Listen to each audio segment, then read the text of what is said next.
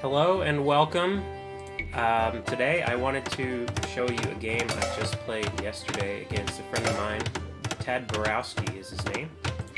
He's a player who plays typically on the HD version, and when he plays on the HD version he likes to play as Goths on the map Arena. He's gotten really good at it. In fact, his Steam rating is all the way up to 1850. Which is just insane. My rating by comparison on the HD version is 1550. But he has learned how to play Goths on Arena, and he's mastered it pretty well. Earlier we played a game against each other. He was Goths, I was Franks on the HD version, and he frankly kicked my ass. So I was like, alright, let's try that one more time, but let's try the DE version. He plays the HD version because, like a lot of people, the HD version just takes so much computing power that it makes it impossible to play on older PCs or older graphics cards. Instead, he's able to play 1v1s though, so occasionally he will come over to DE and play a 1v1. So I'm grateful he was able to do that today. I know he's going Goths, so I had a strategy in mind when I chose the Civ Franks. Goths are known for their Huskarls, their unique unit that they can create out of a castle, and then after researching their unique tech, they can create it out of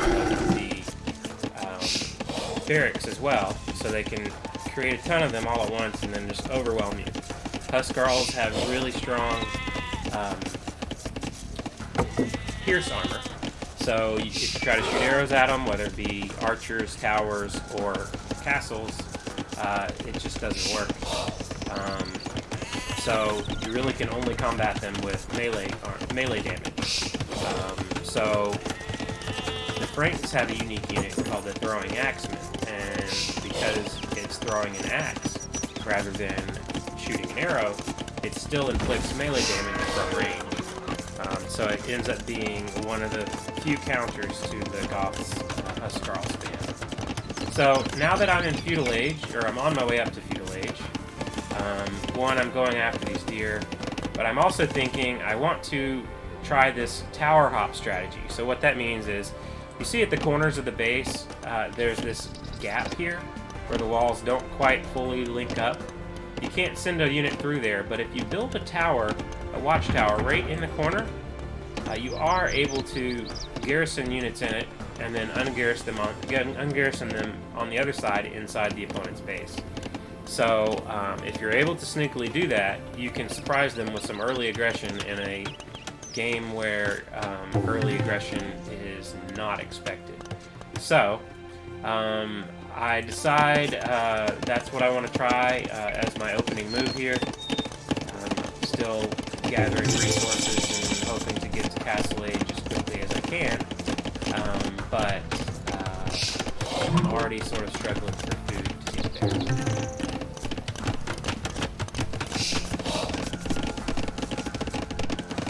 But these three villagers that just dropped off their meat from the deer, I'm actually sending them off to make a tower in the corner. At least I haven't placed it yet, but I'm sending them that direction. But I noticed he has this watchtower in that corner, so I'm sort of assuming he's also got a watchtower in this corner.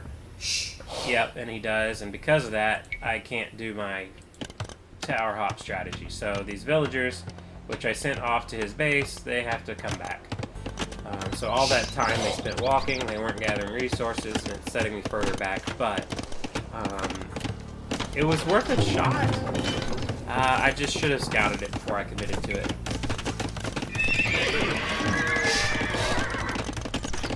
I think I also went to stone too early. I got 4 on stone, and I almost got enough for a castle, but I can't even click the castle age yet because I don't have enough food. I've only got 9 on food. Still waiting for more farms so I can get to Castle Age quicker.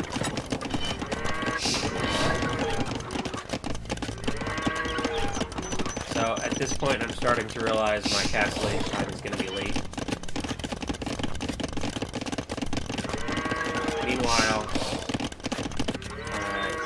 Dabrowski over here is already on his way up to castle age. This chat was actually from earlier. I don't know why it's just showing up now. But he's going to be in castle age before me. I just now clicked up. He's about 50% further there than I am. So what happens in castle age is usually you have a race for the relics. Sometimes a fight over the relics. So what I like to do is send a few units, as I'm on my way up to castle age, send a few units out there to guard where the relics are. That way he can't send monks to easily snipe them. This scout, in fact, is camped just outside the range of his watchtower. So he might not even realize that scout is there. But that's the goal here, is to protect the relics so I can get them when I finally get to castle age. Let's go back. Okay, so I just got to castle age. Next move is to build a monastery. There's the monastery. And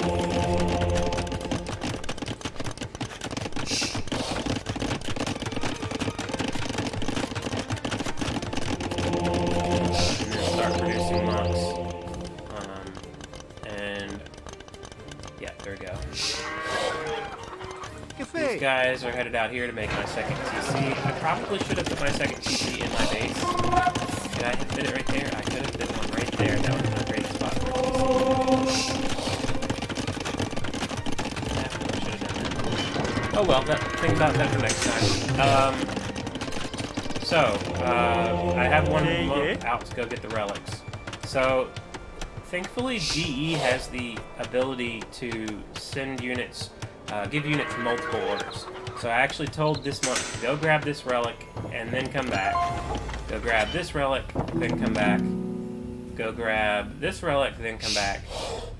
Basically, go grab all the relics one at a time and come back after each one. It takes a little bit of effort to give them all those orders, but it saves you time later.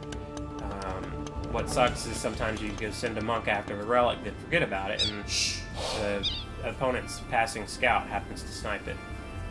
So actually I'm going to come get this relic last because I have a TC and a castle as well as a spearmen, so this area should be pretty well defended. The reason I do spearmen is because when there's a fight over the relics, scouts are actually the play that most people go with. And I do have the 2 scouts out there. But his scouts are good against monks. They have conversion resistance, so it's really tough for a monk to convert a scout. And they are able to kill the monk in just 2 or 3 hits.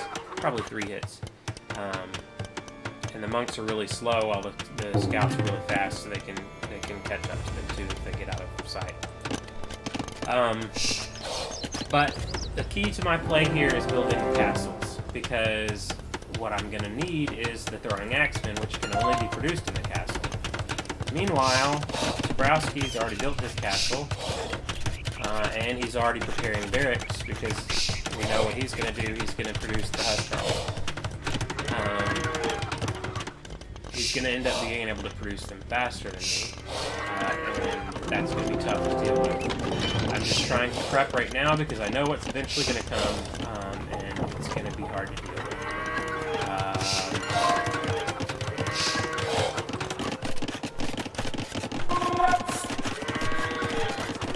We've got 2 towns today.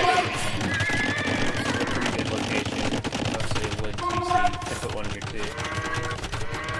But now you see he's got 6 barracks. So, alright, so he already researched the tech that allows him to create Huskarls out of barracks. So look how fast they're coming out. Because he's able to produce them out of 6 different places at once, he can create a big army in just a short amount of time. Meanwhile, I'm only able to produce throwing axes out of the castles, and I'm a little slow on making that happen. Okay, did you just see that? I just researched fortified wall. That gives my walls basically double the HP, And I did that because I know he's going to make a push, and if he gets in my base, it can be all over. So I want to make it difficult for him to get in on that first wave. Give me time to react and be able to survive that first push.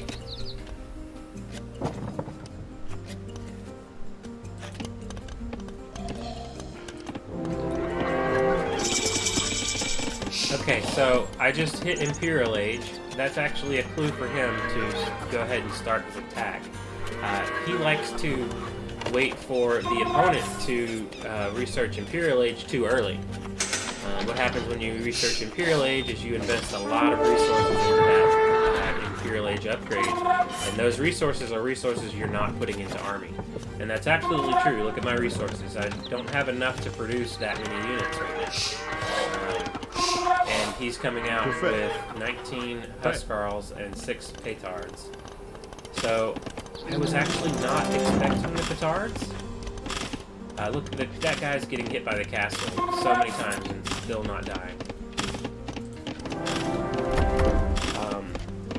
That's an unusual play. You don't see Petards very often, but he's going to try to break in my walls. Meanwhile, the Huskarls are taking on the castle. So he does end up breaking the walls, but I'm going to go over there and immediately plug that gap, because I do not want these Huskarls to get into my base where I have absolutely zero military units. Meanwhile, I'm building another castle out here, a trebuchet that I'm going to send over there to attack his castle. I'm finally sending some units forward to try to combat the Huskarls in my way. As I said, I did not have enough units created at the time when this wave arrived, so this castle is going to be hard to keep up. Since he created pikes, he's expecting knights. I did a fair amount of knights last game, and knights are a pretty good unit to combat Huskarls with, but pikes and counter the knights is really hard. So if he throws in a few pikes in there, my knights are shredded for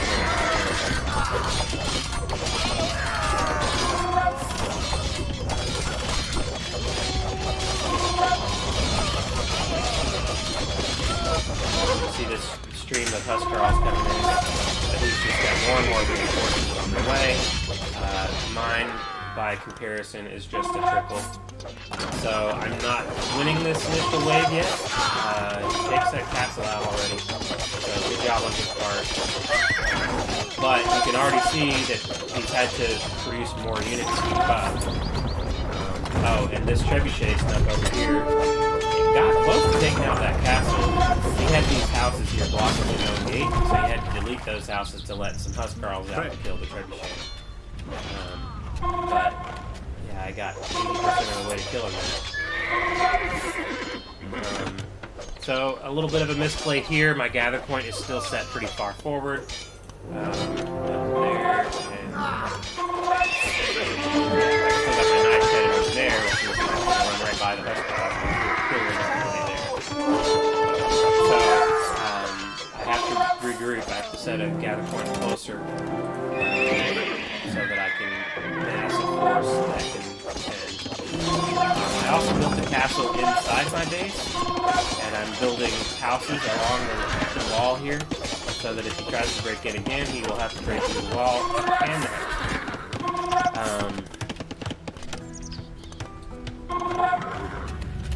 So he's still sending more units out, and I'm slowly trickling more units. But thankfully, these units are doing well against Huskarls compared to most. So he wasn't able to just shred my army and keep moving. He's had to pause and regather his forces again.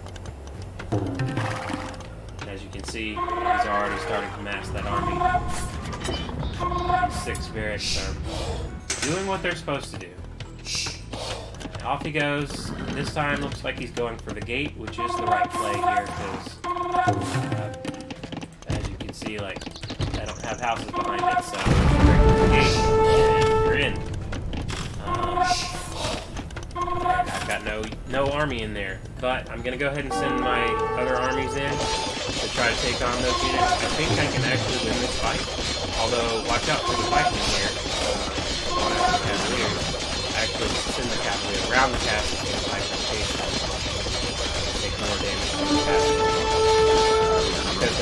walls are right up on the castle. The castle can't shoot them.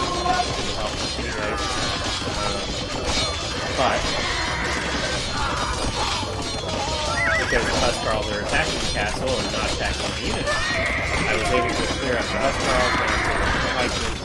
Here comes another wave of Huskarls. Another 14 Huskarls coming in.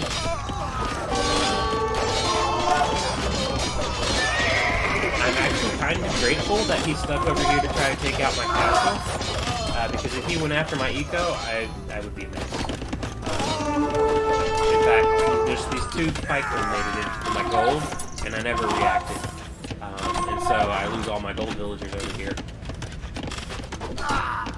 But I survived this wave, the second wave, if you will, and now I'm pushing it back to outside my base, so these new ones are not going to make it in. And my economy will be safe once I deal with these pikemen, which I still have not noticed.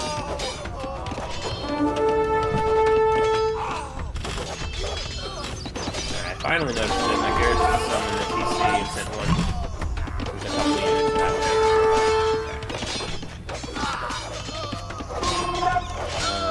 So he's still got a stream coming forward, but they were going one by one to their deaths in front of my army, so he's regrouping. Good play. In fact, my units chase him automatically. I didn't send them this way. I had an aggressive stance, so they just went after him. I don't really want that because he's going to bring them right back to his castle, where he can shoot them as well, so that they take even more damage during the fight.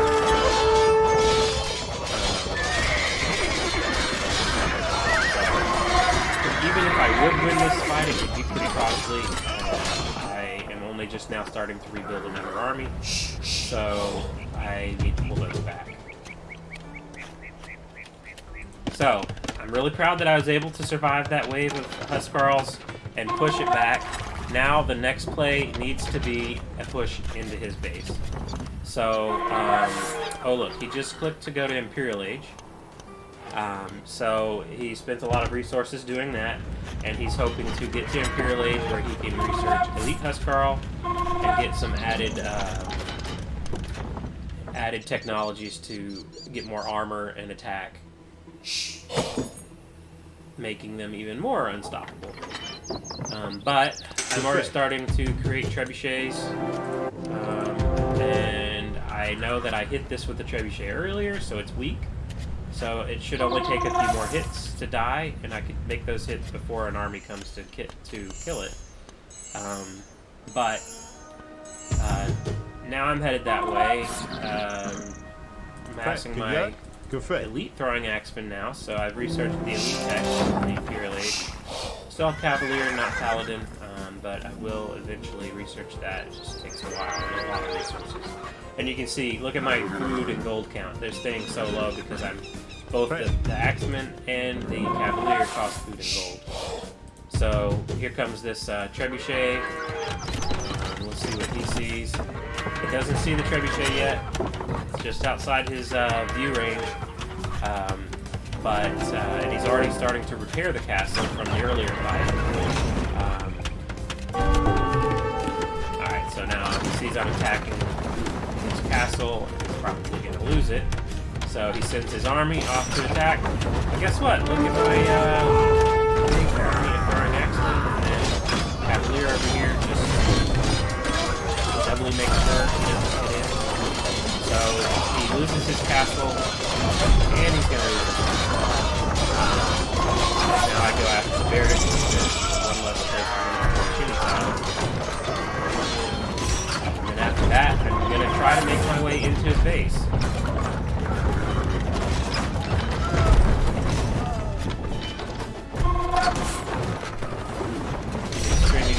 Back out here to my army where they're beating their deaths, so I'm going to have to regroup again.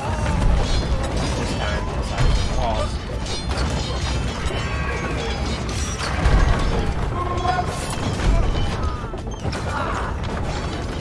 He also did the house wall like I did. He's trying to build another castle. I don't know about that castle yet. Outside my line of sight, otherwise I probably would have sent a trebuchet over there to knock on it. But now I've created a hole in the village walls, so I'm going to go ahead and send my units in.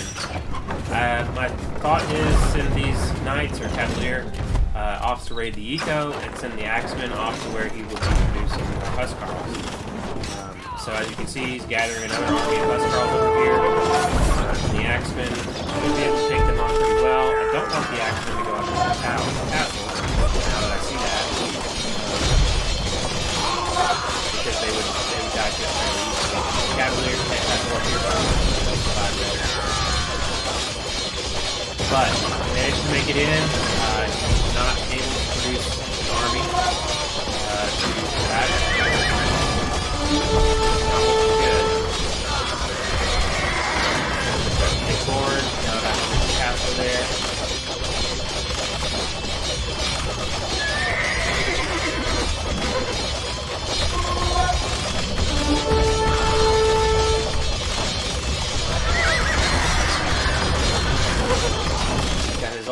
Almost all his eco is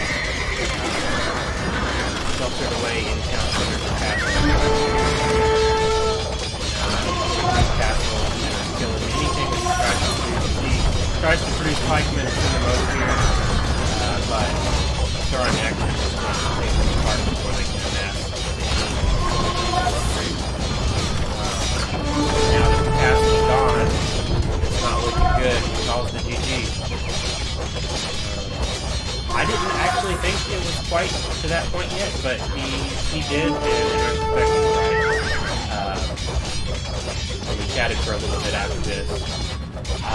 But it was good because I was able to survive that push and then eventually push back.